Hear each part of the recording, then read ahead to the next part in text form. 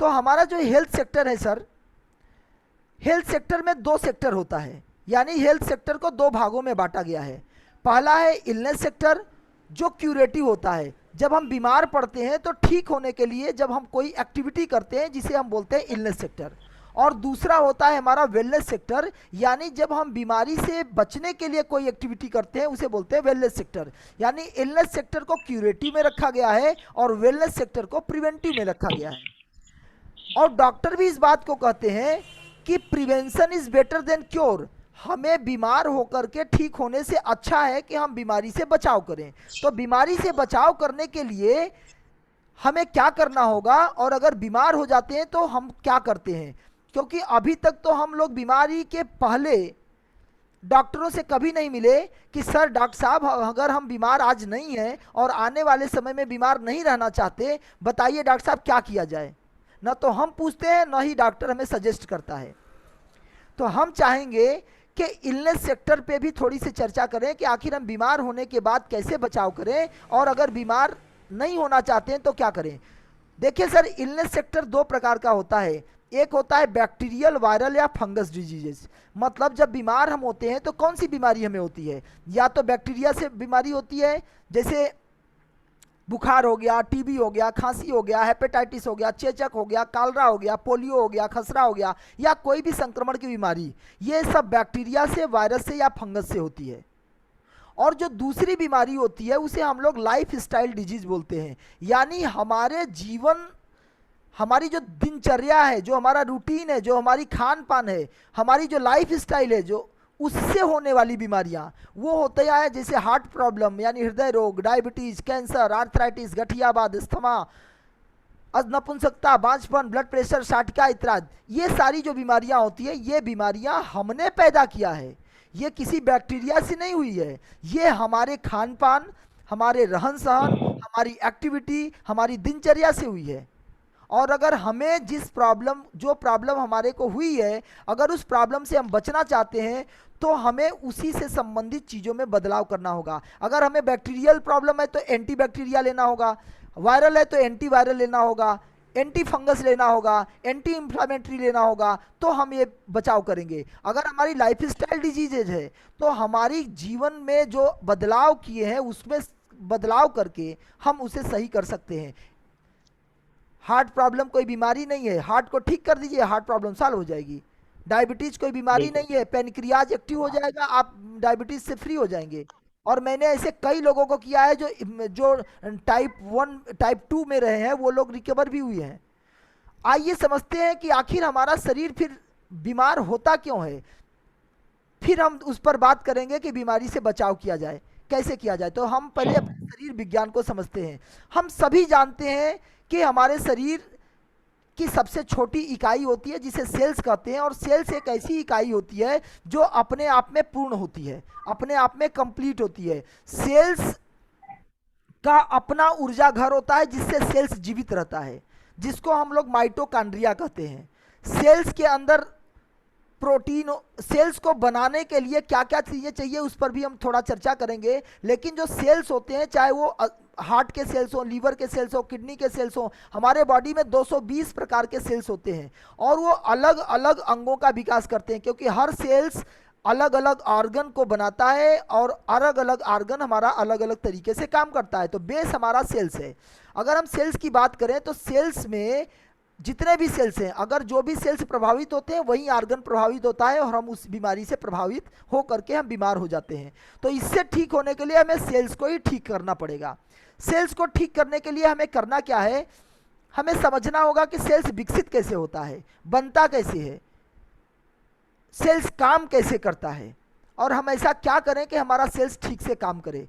तो हम सभी जानते हैं कि सेल्स जो ऊर्जा बनाता है, जो माइटोकॉन्ड्रिया होता है, जो ऊर्जा घर होता है जिससे कि सेल्स हमारा जीवित और एक्टिव रहता है, उसको वो जो माइटोकॉन्ड्रिया के अंदर जब ग्लूकोज जाता है और हम जब ऑक्सीजन लेते हैं, ऑक्सीजन भी हमारे हर सेल्स तक पहुंचता है। किसके माध्यम से, जैसे ब्लड सेल्स है, तो ब्लड सेल्स में क्या क्या होता है, तो आप देखेंगे ब्लड में क्या क्या होता है। ब्लड में व्हाइट ब्लड सेल्स होता है, रेड ब्लड सेल्स होता है, प्लेटलेट्स होता है, हीमोग्लोबिन होता है, ऐसे करके ब्लड में भी बहुत सारी चीज़ें होती हैं। तो हमें समझना है कि सारे ब्लड में जो सेल्स अलग अलग हैं, इन सब का रोल क्या है। तो जो हीमोग्लोबिन होता है वो ऑक्सीजन को कैरी करता है, वो हर एक सेल्स तक ब्लड के सहारे ऑक्सीजन लेके जाता है, ताकि हमारे सेल्स के अंदर जो माइटोकॉन्ड्रिया है वो ऊर्जा बना सके। क्योंकि आप जानते हैं कि कभी भी आग तब जलती है जब हमारे को ऑक्सीजन मिलता है। जिस किसी का ऑक्सीजन लेवल कम होता है वो बीमार पड़ जाता है। यही ना आज देख रहे हैं कोरोना में हम लोग कि ऑक्सीजन लेवल कम हो गया, प्रॉब्लम हो गई। तो ऑक्सीजन प्रॉपर बॉडी में जाना चाहिए ताकि हर सेल्स सही से काम कर सके।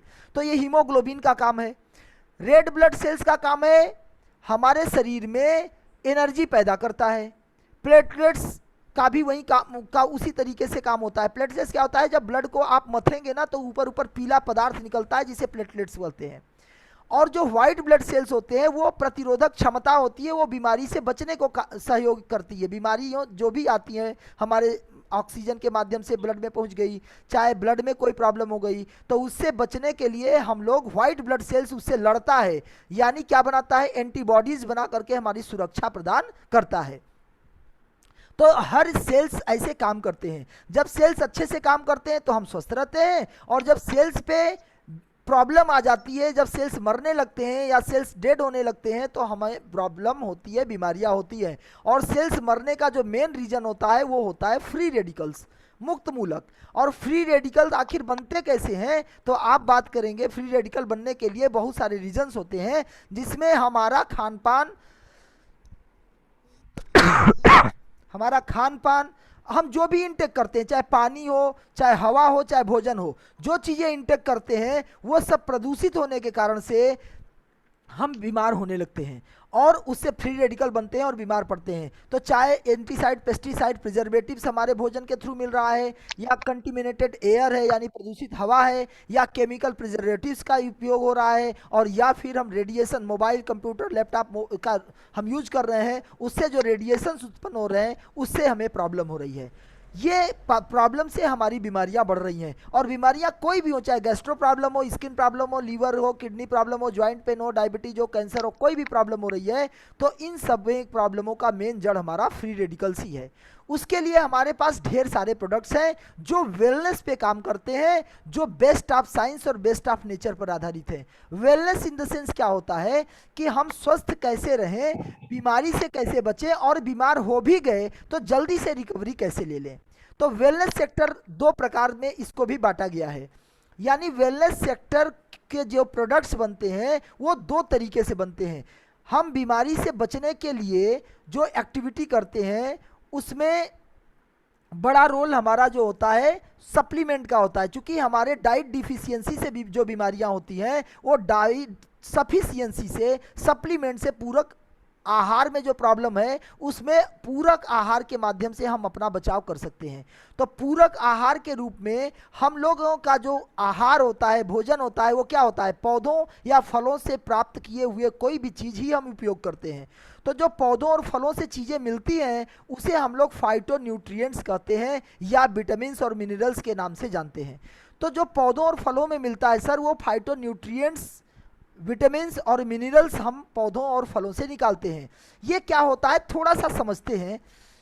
आप जानते हैं कि जो भी फल हम तोड़ते हैं तो वो फल विकसित होता रहता है, और जब वो फल विकसित होता रहता है तो विकसित कैसे होता है, कहीं ना कहीं से उसे तत्व मिल रहा है ना जिससे वो विकास कर रहा है। जैसे आप ऐसे समझें, जब तक हम जिंदा हैं तो हमारे सारे अंग काम कर रहे हैं, और हमारे मरने के बाद ये सभी अंग धीरे धीरे निष्क्रिय होने लगते हैं। जैसे कोई भी व्यक्ति अंग दान जब करता है तो आपने देखा होगा कि मरने के बाद उसका अंग निकाल लिया जाता है और दूसरे को ट्रांसप्लांट किया जाता है ना। जैसे अगर हमारी शरीर हम छोड़ देंगे तो अगर हम अंगदान किए रहेंगे तो मेरा आंख निकाल के सुरक्षित रख देंगे, दूसरे को काम आ जाएगा। मेरा किडनी निकाल के रख देंगे, दूसरे को काम आ जाएगा। हमारा लीवर निकाल के रख देंगे तो किसी को लीवर काम आ जाएगा। लेकिन कब, जिंदा जिंदा थोड़े कोई मेरा निकालेगा, वो तो मेरे मरने के बाद निकाला जाएगा। इसी तरीके से कुछ अंग कुछ देर तक काम करते रहते हैं और एक लंबे पीरियड के बाद वो अंग भी काम नहीं करते। उसी तरीके से जो फल होते हैं, पौधे होते हैं, वो सब जब तक हमारे रूट्स, मतलब जब तक वो पृथ्वी से जुड़े हुए हैं, जब तक वो पेड़ से जुड़ा हुआ फल है, तब तक वो उसके अंदर सारे न्यूट्रिएंट्स, विटामिन और मिनरल्स हैं। जैसे ही हम तोड़ते हैं तो उसमें से कुछ ही देर के अंदर फाइटो न्यूट्रिएंट्स खत्म होने लगते हैं और विटामिन मिनरल भी क्रमशः धीरे धीरे कम होने लगते हैं। इसीलिए लोग बोलते हैं ताजी फल खाओ, ताजी सब्जियां खाओ। वो नहीं कहते फल और सब्जियां खाओ, फ्रिज का नहीं खाओ, ताजे खाओ। ताजे में क्या मिलेगा? Phyto nutrients. तो हर जगह ताजी चीजें नहीं मिल सकती, इसलिए बहुत सारे साइंटिस्टों ने क्या किया कि इन सभी ताजे ताजे फलों और सब्जियों का एक्सट्रैक्ट निकाल करके उसे एक नेचुरल केमिकल, ध्यान दें केमिकल दो प्रकार का होता है, एक आर्टिफिशियल और एक नेचुरल। हमारा शरीर भी ना में केमिकल है, केमिकल स्रावित होता है हमारे शरीर में। बहुत सारे लोग बोल देते हैं ना कि हमारा नॉन केमिकल है, तो वो झगड़ा कर लेते हैं कोई कोई लोग। हाँ, ऐसा हो ही नहीं सकता बिना केमिकल के आपका प्रोडक्ट हो। तो भाई आप सही कर रहे हो, बिना केमिकल के प्रोडक्ट नहीं होता, लेकिन वो फाइटो केमिकल होता है। तो फाइटो केमिकल होता है, उस केमिकल से वो लिया गया है जो हमारा शरीर को फायदा पहुंचाएगा, क्योंकि हमारा शरीर प्रकृति ने बनाई है, तो प्राकृतिक चीजें हमको उसका लाभ मिलेगा और वो हमें नुकसान नहीं करता। तो जो फाइटो न्यूट्रिएंट्स बेस्ड प्रोडक्ट, जो सप्लीमेंट बनाए गए, वो हमें आज कारगर साबित हो रहे हैं। और इसी का जो एक लेटेस्ट रिसर्च है जिसे हम फाइटो सेल टेक्नोलॉजी कहते हैं, उसी प्रकार से जैसे जब हम माँ के गर्भ में थे तो हमारे शरीर का जो विकास हुआ वो माँ के गर्भ में एक नाड़े से कनेक्टिविटी हमारी थी, जिससे हमारे शरीर का विकास हुआ। नाड़े में क्या था कि माँ के गर्भ से हमारे नाभि से एक कनेक्टिविटी थी, जिससे कि माँ जो भी कुछ खाती पीती थी उसका कल्चर्ड सेल्स, क्या कल्चर्ड सेल्स मतलब बना बनाया सेल्स हमारे बॉडी को मिला, और हमारे शरीर ने अलग अलग सेल्स का निर्माण करके, यानी एक मास्टर सेल्स थी जिसने हमारे अलग अलग सेल्स का निर्माण करके हमारे पूरे अंगों का विकास किया। तो जिसे हम लोग प्लांट स्टेम सेल कहते हैं। तो प्लांट का भी स्टेम सेल होता है, ये भी मास्टर सेल होता है जिससे सेल्स बनते हैं। इस पर हम लोगों ने, हमारी कंपनी ने रिसर्च करके प्रोडक्ट बनाया जो दूसरे कंपनी से यूनिक है, एकदम बेस्ट है। इसलिए हम बेस्ट काम कर रहे हैं और आपको विश्वास दिलाते हैं कि फाइटो सेल लाइफ से बढ़िया प्रोडक्ट किसी कंपनी के पास नहीं है, क्योंकि हमारे पास फाइटो न्यूट्रिएंट्स बेस्ड भी प्रोडक्ट है और फाइटो सेल टेक्नोलॉजी भी बेस्ड प्रोडक्ट है। इन दोनों से हम अपने आप को बीमारियों से बचाव कर सकते हैं, अपने आप को ठीक रख सकते हैं, इस बात की 100% गारंटी है। अब आपको बताएं कि जो स्टेम सेल होता है, ये आप बहुत सारे न्यूज चैनलों, न्यूज़पेपरों में पढ़ा होगा।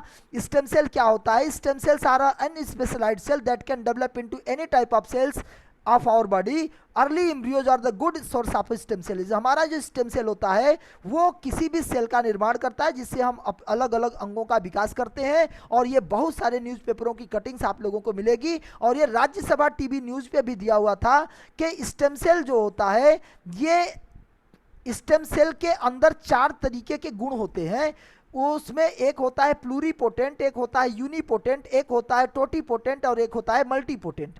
ये 4 चीजें होती हैं जिस कारण से हमारे हर सेल्स बनते हैं। यानी ये किसी भी कोशिका का रूप ले सकती है, ये खुद ही बढ़ने और समय पड़ने पर परिपक्व कोशिका का रूप लेने की क्षमता होती है, ये किसी भी और अपने आप को मल्टीप्लाई होने की भी खासियत होती है, और ये किसी भी अंग यानी ऑर्गन्स को या टिश्यूज को बढ़ाने या उसकी मरम्मत करने में भी सहायक होती है।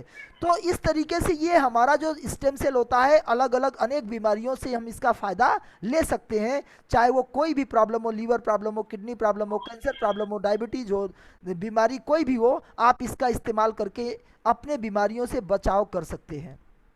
चाहे डायबिटीज हो, हार्ट प्रॉब्लम हो, लीवर प्रॉब्लम हो, सोरोसिस हो, कैंसर हो, कोई भी प्रॉब्लम में हम लोगों ने इस प्रोडक्ट को दिया है और रिजल्ट भी लिया है। तो अनेक बीमारियों से बचाव के लिए अलग अलग जगहों पे अलग अलग न्यूज़पेपरों की कटिंग्स के साथ हम आपको शेयर कर दे रहे हैं। तो मेरे कहने का मतलब है कि इस प्रोडक्ट के साथ हम लोग काम कर रहे हैं। तो अब हम लोग जानेंगे कि जो हमारा प्रोडक्ट है वो स्टेम सेल बेस पर है, फाइटो सेल टेक्नोलॉजी है। ये कल्चर्ड इसको एक नई बायोटेक्नोलॉजी है जो मिवेल बायोकेमिस्ट्री लेबोरेटरी के हेड डॉक्टर फ्रेड जूली ने बनाया है, और इसे 2 लेबोरेटरी ने मिलकर के डेवलप किया है। एक ओरी बायोनेचर मलेशिया, जहां से हम प्रोडक्ट को इंपोर्ट करते हैं, और जो रॉ मटेरियल बनाती है वो लेबोरेटरी है मिवेल बायोकेमिस्ट्री लेबोरेटरी स्विट्जरलैंड। तो ये दोनों लोगों ने बना करके ये प्रोडक्ट, दुनिया का एक बेहतरीन प्रोडक्ट हम लोगों को मिला है। तो इस तरीके से हम इसका सेवन करते हैं। अब हम लोग बात करेंगे अलग अलग प्रोडक्ट्स हमारे पास हैं जिसके बहुत सारे रिजल्ट्स हैं। तो अब हम लोग जो चर्चा करेंगे वो प्रोडक्ट्स पे करेंगे और डिजीजेस पे करेंगे। कौन कौन से डिजीजेस में कौन कौन से प्रोडक्ट हमारे इस्तेमाल किए जाएं जिससे हम लोग स्वस्थ रह सकते हैं। हमारे पास अनेक प्रोडक्ट हैं जो प्रोडक्ट की ट्रेनिंग लेते हैं हम लोग बुधवार बुधवार को। तो अलग अलग प्रोडक्ट पे शैलेश सर बहुत अच्छे तरीके से डीप में बात करते हैं कि अलग अलग प्रोडक्ट का इस्तेमाल किस तरीके से किया जाए। और यूट्यूब पे भाई आप देख सकते हैं, खोज सकते हैं कि फाइटोसेल लाइफ प्रोडक्ट्स के बारे में तो अनेक लीडरों के द्वारा अलग अलग स्पीचेज प्रोडक्ट्स के बारे में मिलेगी, जिसको सुन करके आप अपने कॉपी में नोट कर सकते हैं और उसका इस्तेमाल लोगों को करा सकते हैं और अपनी तैयारी कर सकते हैं। तो इस तरीके से हमारे पास ढेर सारे प्रोडक्ट्स रेंज हैं जिस पे हम लोग काम कर रहे हैं। अब हम लोग चर्चा करेंगे